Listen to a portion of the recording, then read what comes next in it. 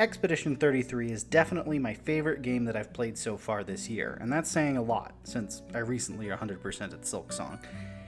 It's easily one of the best JRPGs I've ever played, even if the J is somewhat disputed, and both the gameplay and story are incredibly fun and engaging.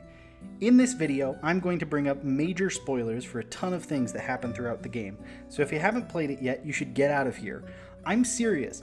Go play the game already, then come back when you've finished. Expedition 33 does a brilliant job of organically engaging the player in the themes of the game. As you find out later in the story, the whole world you inhabit is actually a painting, and the paintress you have been trying to defeat the entire time is just a grieving mother. Her son, Verso Dessendre, by the way, forgive me for any incorrect pronunciations here, it could get bad. In any case, he died in a fire due in part to the actions of Alicia, or Maëlle, his sister. Because of her immense grief, the paintress has retreated into the only canvas Verso painted, and has painted copies of her family members. She tried to replace her real family, opting to live in the canvas and ignore the reality of her loss.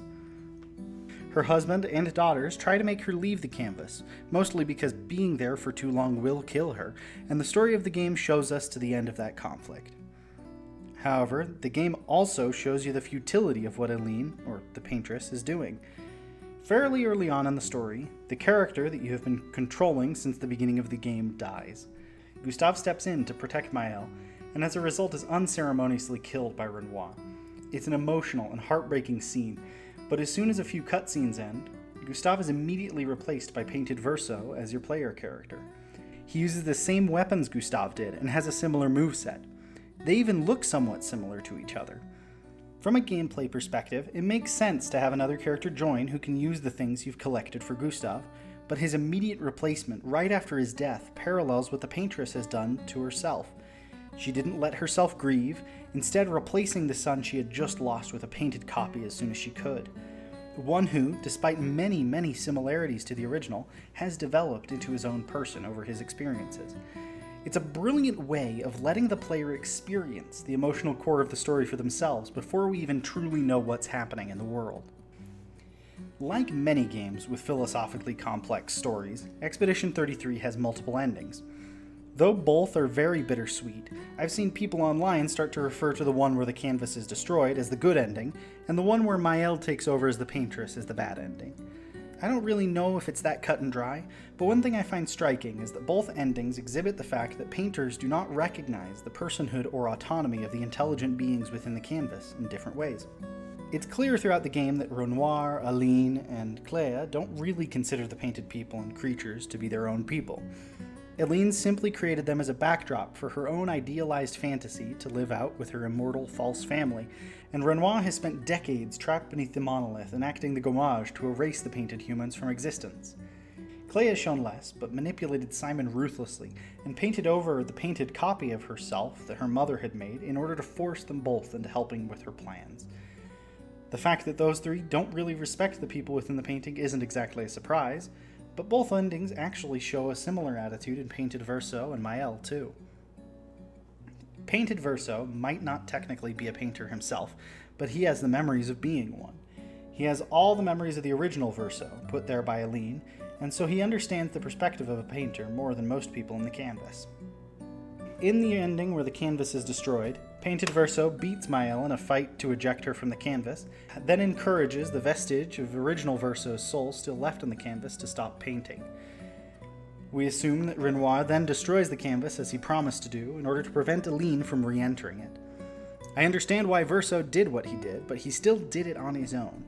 He chose to destroy the world of the canvas, a world filled with whole societies of gestrels, humans, and grandis, without any input from them. Painted Verso is tired after living for a century of conflict, and painfully aware that he isn't the real Verso. Although he is a version of Verso, he isn't the Verso that painted this canvas, and we can't truly say that he has any special authority over it, or if he truly knows what the lingering soul of original Verso is feeling. This world existed for a long time on its own. Verso was 26 at the time of his death, and painted the canvas when he was a child. The canvas presumably existed for a long time without much direct oversight from anyone, and so I don't think there's any reason that it couldn't return to that state once again. The conflict between the rest of the Dessendre family is what causes problems within the canvas, not the continued existence of the canvas itself. But instead, thousands die as the canvas is erased. One might think that Maëlle is the only person to respect the autonomy of the painted people, but I think that's not quite true. It seems to me like she takes after her mother in that regard, actually. Both of them end up fighting to protect the people in the canvas, but it's for more selfish reasons. Both of them are fighting to preserve their ideal reality, one that they will have full control over, and one that will kill them slowly.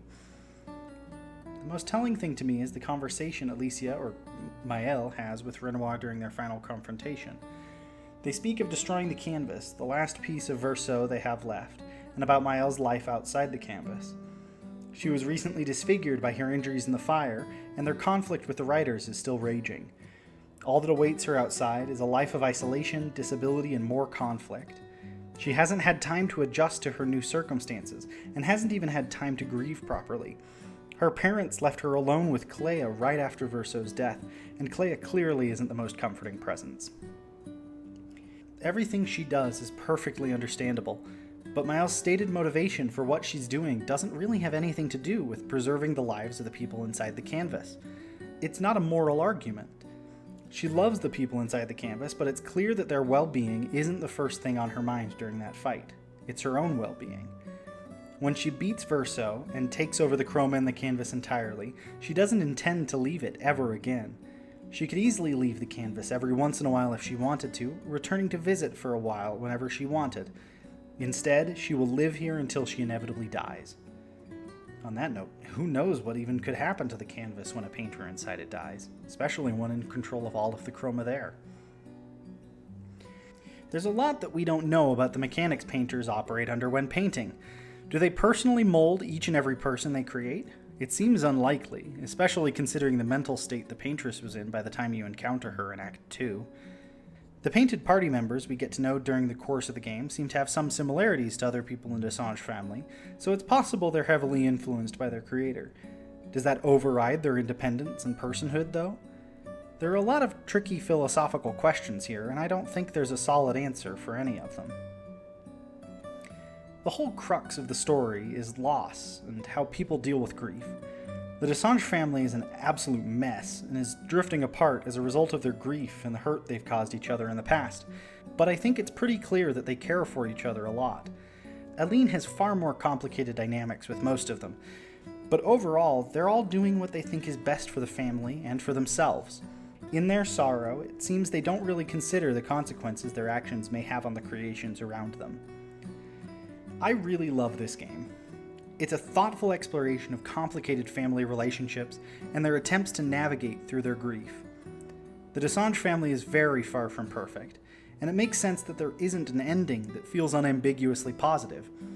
In the moments right after tragedy strikes, oftentimes the best you can really achieve is moving forward slowly. If you made it to this point in the video, thank you so much. It really means a lot to me that you'd stick around to hear my thoughts about this game. Honestly, I hope it wins Game of the Year. Or not, maybe there's something else that could get nominated that I've forgotten about. Either way, I appreciate any likes or comments you'd like to leave on this video. They really help me out in the algorithm.